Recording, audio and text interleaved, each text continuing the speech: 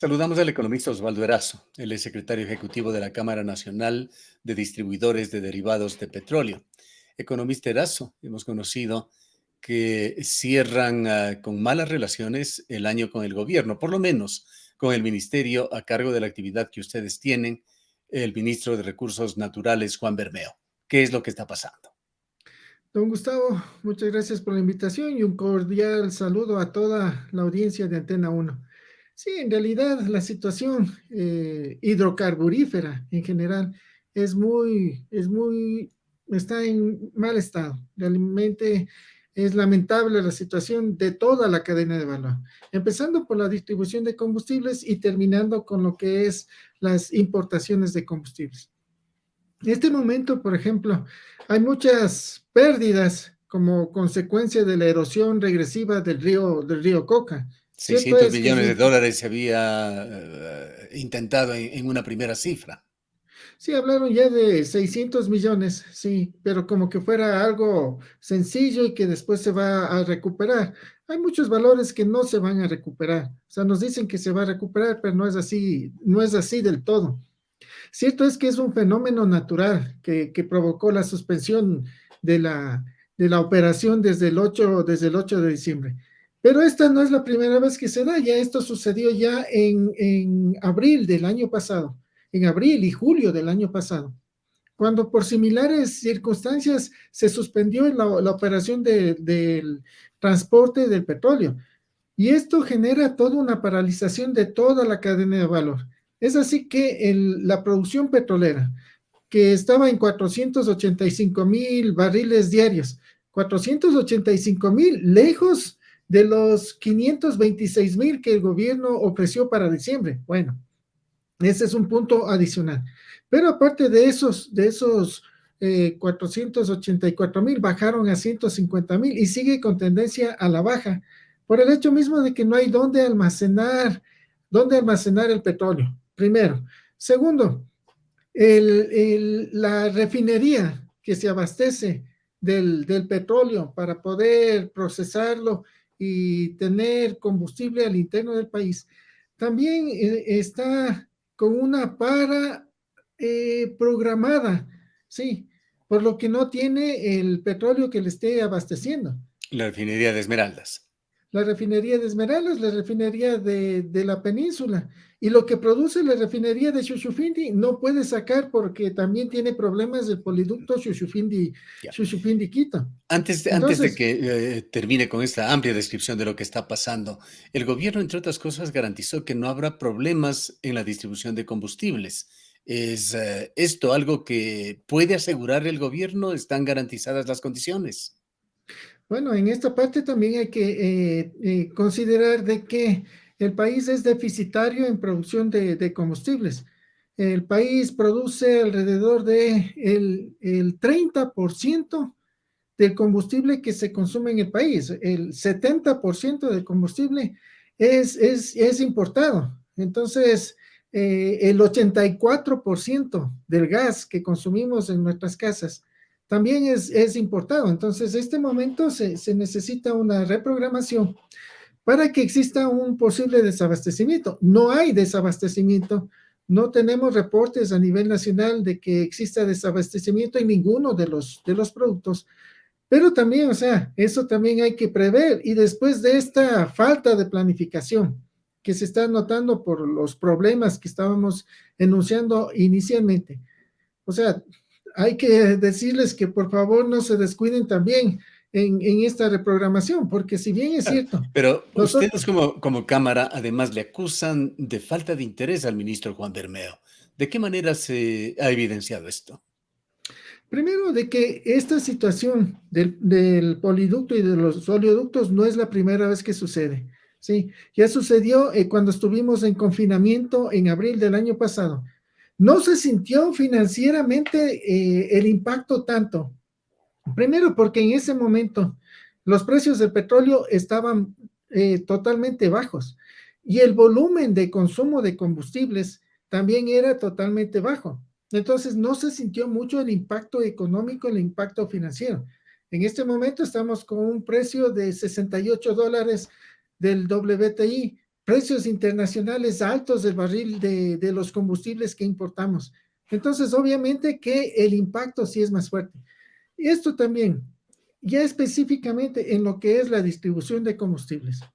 Lastimosamente, le hemos solicitado con oficio mensual al ministro para que por favor nos atienda, porque a la final la distribución de combustibles es parte de la energía del país, es un segmento estratégico y ha sido maltratado, no le han atendido, es como que hicieran un favor atendiéndole a los distribuidores y no quieren escuchar Ahora, los el problemas precio de los existentes. derivados del petróleo han subido y significativamente en Ecuador, pero ¿qué pasa con los márgenes de los distribuidores? ¿Se han actualizado?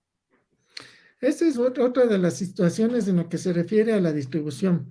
Los márgenes están congelados desde hace 19 años y los costos siguen subiendo.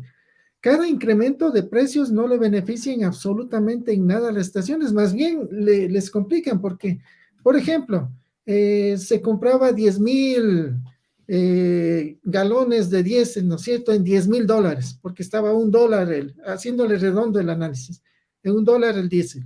Ahora en 1.90 el mismo tanquero ya no cuesta 10,000, sino $19,000 y tiene que pagar la estación de servicio impuestos sobre los $19,000, porque ahí sí son en porcentaje, pero en cambio en el margen se sigue manteniendo en centavos y no es en porcentaje. Y otra de las cuestiones, lo que es el transporte. El transporte también influye muchísimo en los costos operativos de las estaciones de servicio. Y hay un margen que es compartido entre las comercializadoras, los distribuidores, ¿no es cierto? Los transportistas. Transportistas que obviamente, como ya les subieron también el precio del combustible, también solicitan que se les incremente el flete. Entonces, esas situaciones, entre otras más, impuestos, IVA presuntivo que se les cobra, ha hecho que muchas estaciones de servicio ya estén quebrando. Una de esas es, por ejemplo, lo que caso emblemático es en Zumbagua, en la sierra acá ecuatoriana, que la única estación de servicio que operaba en Zumbagua tuvo que cerrar por problemas económicos. ¿Y quién está atendiendo las necesidades? Es Petroecuador Si directamente, ¿no es siguen las cierto? cosas así, vamos a ver más cierres de estaciones de servicio. Sí, en Quito ya hay una estación de servicio que cerró al norte de Quito. Hay estaciones también que tienen problemas y que ya cerraron también en Riobamba, en Manta. Entonces, la situación de ese queme importismo, de ese desinterés con los problemas de la distribución de combustible, que es una parte de la cadena de producción y que es una muestra del desinterés de toda la cadena de valor hidrocarburífera. Es lo que ha hecho que el directorio de la Cámara Nacional de Distribuidores de Derivados del Petróleo le solicita al presidente de la República que le pida la renuncia al ministro y que pongan a un técnico que venga y que sí se interese por los problemas del sector, porque la economía del país, el país en sí y todo lo que es la distribución de combustibles no puede seguir en estas mismas circunstancias. El gobierno se encuentra ya más de 6 meses, casi 7 meses en el poder. Y hay este tema, volvamos al más delicado por el cual está atravesando al momento en Ecuador, que es esa imposibilidad de bombear crudo. Si bien usted señala, hay un fenómeno natural que está de por medio, pero de alguna manera es una guerra avisada. Estos problemas con el SOTE, con el poliducto Shushufindi-Quito no son nuevos. ¿Qué debió haber hecho el gobierno de Lazo y el ministro Bermeo sobre el tema? Han hecho, perdón, hicieron seis variantes, ¿no es cierto? Y están construyendo la séptima variante. ¿Quién nos dice de que ahora sí va a ser ya la variante definitiva? O sea, ya debieron haber hecho una variante ya fija para evitar estos problemas. Y no olvidemos de que estamos nosotros con un oleoducto que va a cumplir ya 50 años de operación. O sea que necesita mantenimiento no solo en ese sector, sino a nivel general. Entonces, se necesita una verdadera planificación de esta situación. También en lo que se refiere al oleoducto, ¿no es cierto? Esta situación, esto también afecta, como decía Miguel Robalino, son situaciones que incluso le afectan a la imagen del país. Y también, aterrizando nuevamente en lo que es la distribución, este momento de imagen del país que se quiere invitar a que venga la inversión privada, la inversión extranjera. Pero mire, fíjese cómo le están tratando a los inversores nacionales privados que confiaron en esta economía y que hicieron sus inversiones y que son maltratados. Y con esa imagen quieren atraer la inversión extranjera. Para finalizar, economista Erazo, además de la renuncia del ministro Juan Carlos Bermeo, ¿cuál es la agenda? ¿Cuáles son los pedidos al gobierno de los distribuidores de derivados de petróleo? Bueno, primero es necesario que se revisen los costos, los verdaderos costos de distribución de combustibles. Otra de las cuestiones es de que si el gobierno desea vender el precio al mismo precio a nivel nacional, que se haga cargo de lo que es el flete del combustible. Hay estaciones de servicio que pagan 2 centavos por transporte por galón de combustible y hay otras que pagan 5, 6, 7 centavos. Entonces, si quieren vender al mismo precio, el Estado debería hacerse cargo de lo que es el flete. Otra de las cuestiones, es necesario que, aparte de que se revisen los costos de distribución, también sí sería bueno de que los estudios que hicieron para lo que es la focalización, para todo lo que hicieron para ver cuáles son los beneficiarios, sería bueno de que el Estado dé los resultados, porque después de tantos estudios terminaron congelando los combustibles.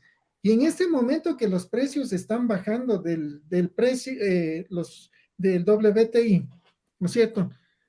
Es el momento incluso que se liberen los precios de la gasolina ETA y de la Ecopaís, porque eso no significa que al estar precios liberados, de que los precios van a seguir siempre al alza, incluso pueden estar los precios a la baja.